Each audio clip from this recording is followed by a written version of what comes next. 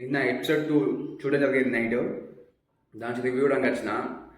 నిన్న నామినేషన్స్ అయితే అయినాయి. నామినేషన్స్ అయితే చాలా చిన్నగా అయినాయి. అంటే పాయింట్స్లో ఏం లేవు, జస్ట్ ఏదో సిల్లీ నామినేషన్స్ అయినాయి. అంటే పప్పు ఉడకలే అని చెప్పి, పప్పు మాడిపోయిందని చెప్పి, కూరలో కారం ఎక్కువైందని చెప్పి, ఇలాంటి నామినేషన్స్ అయితే చాలా గలీజ్గా ఉన్నాయి. అది చూడడానికి మంచిగా అనిపించలేదు. ప్లస్ ఏంటంటే ఇందులో నాకు మణికంఠ మీద కోపం ఉండే. ఇప్పుడు కొత్తగా సోనియా వచ్చింది. ఆ సోనియా అయితే ఆమె ఎందుకు లొల్లి పెడుతుందో ఆమెకన్నా తెలుసో తెలియదు, నాకు అర్థమవుతలేదు.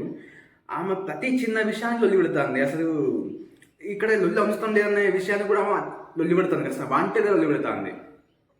అంటే ఆమె ఏమనుకుంటానంటే, నా డౌట్కి అయితే నేను ప్రతిదాన్ని లొల్లి పెట్టాలి, కెమెరాస్ నా దిక్కే ఉండాలి, అందరు నన్ను చూడాలి, నాకు అంటే నేను ఎక్కువ అనిపించాలి టీవీలో, అంటే ఇలాంటి ఒక మైండ్ సెట్తో పెడతానని నాకు అనిపిస్తుంది ఆమె లొల్లి చూస్తే మాత్రం. మళ్ళీ ఆ ఇంకొకరిని మాట్లాడలేదు, ఆమె మాట్లాడుతుంది. అంత నామినేషన్స్ నాకైతే అంత ఏమనిపించలే.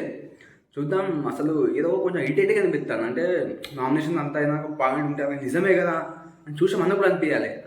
దీనికోసం నామినేషన్ చేసుకుంటానులా అని అనిపిస్తుంది. అంత చిన్నలాగా ఉంది నామినేషన్స్ అయితే. ఇంకొకటి ఏంటంటే నిఖిల్ గురించి చెప్పాలి. నిఖిల్ ఓకే, నిఖిల్ బాగానే ఉంటుండు. కాకపోతే నిఖిల్కి ఏంటంటే నాదే కావాలి, నాదే నడవాలి ఇంట్లో అన్నట్టు ఒక బిహేవియర్ అయితే ఉంది నిఖిల్కి. ఇక మణికంఠ అయితే యాజ్ యూజువల్ ఉన్నారు. అంటే ఆయన కొద్ది ఏదో చెప్తాడు, మరి ఆయన ఏం నామినేషన్లో ఆయన ఏదో చెప్తాడు. ఆయన ఏం మాట్లాడుతాడో ఆయనకన్నా అర్థమవుతాను లేదు, నాకైతే అర్థమవుతలేదు. ఎందుకంటే ఆయన చెప్పే విధానం నవ్వస్తాను, చాలా కామెడీగా ఉన్నాయి. చాలా సీరియస్ చెప్తాను కూడా, చాలా కామెడీగా ఉంది. నాకైతే నవ్వచ్చింది నిజం చెప్పాలంటే ఆయన మాటలైతే. అది ఏందో ఏమో. సరే నువ్వు ఒంటరిగా ఉన్నావు అనుకో, అలాంటప్పుడు నువ్వు బిగ్ బాస్ని వచ్చాడు ఇంటికాడ కూర్చోవచ్చు కదా. నువ్వు అంతే పెట్టుకొని వచ్చి మూలకు కూర్చొని ఎవరితో మాట్లాడకుండా ఎందుకు? ఏమంటే నా ప్రాబ్లమ్స్ ఏం లేవు భయ, అక్కడ అందరికి ప్రాబ్లమ్సే ఉన్నాయి. కాకపోతే ఈయన ఎట్లంటే నాకే ప్రాబ్లం ఉన్నది, నేనే అని చెప్పి ఆయన ఒక ఇంటెన్షన్తో మాట్లాడుతాడు. అది కరెక్ట్ కాదు. అది నాకు తెలిసి ఆయన సింపతి ఏమైనా వర్కౌట్ చేద్దాం అనుకుంటాను కావచ్చు, కానీ అది సింపతి అయ్యేటట్లేదు. చాలా చందాలంగా అనిపిస్తుంది. బాగా నెగిటివ్ అవుతాడు దీనివల్ల అయితే. ఆయన ఖచ్చితంగా బాగా నెగిటివ్ అవుతాడు. ఇట్లా చేస్తే మాత్రం ఎక్కువ రోజులు అయితే ఉండడు.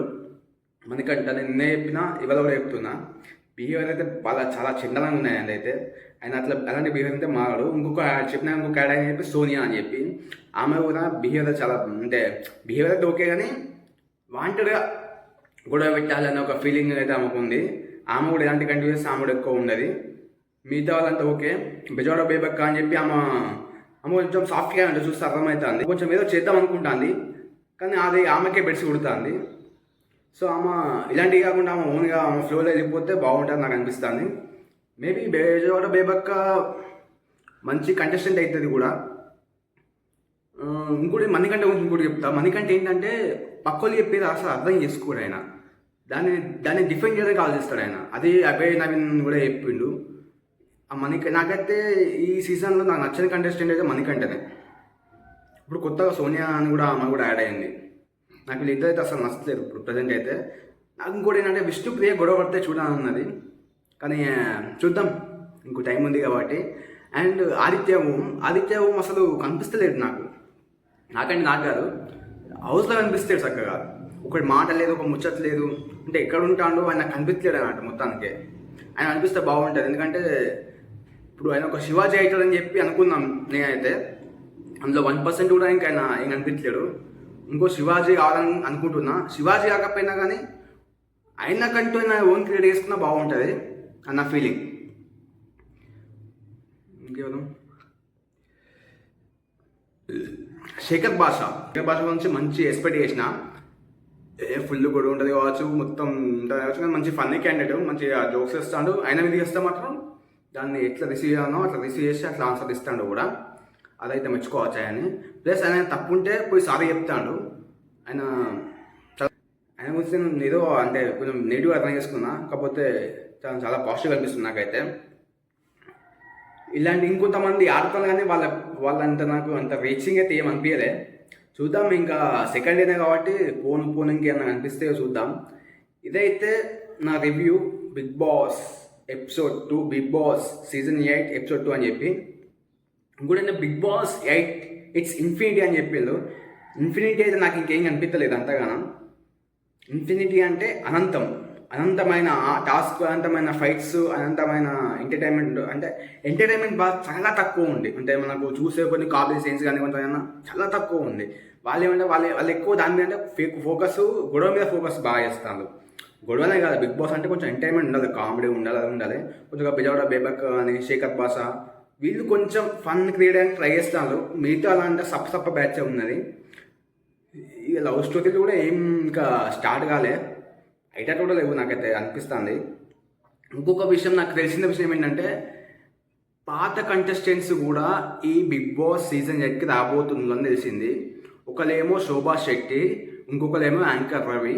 వీటిలో ఇట్లా వస్తారు కావచ్చు, వైల్డ్ కార్డ్ ఎంట్రీ ఇట్లా నాకు వచ్చే ఇన్ఫర్మేషన్ ప్రకారం అయితే అది ఉంది.